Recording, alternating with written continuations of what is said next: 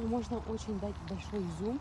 Типа угадайте, что это. И потом отблизить, и чайка кушает рыбу. Зай. Дай очень большой зум, чтобы вообще ничего не было видно на чайке.